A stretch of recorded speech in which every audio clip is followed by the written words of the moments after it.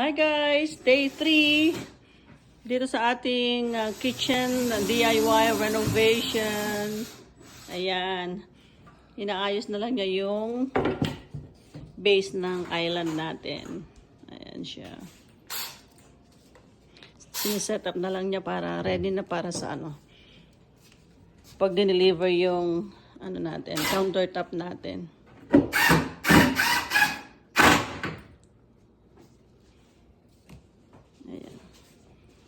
How big is the island, honey? What's the size? No idea. No idea. Do your research, bro. Ha?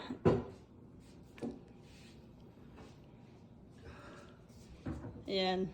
Talagang nag-take pa ng vacation tong handyman natin para matapos itong ating kitchen.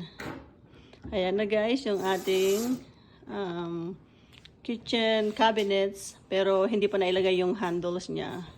So, susunod na lang yung handles para makita yung natin. Ang itsura.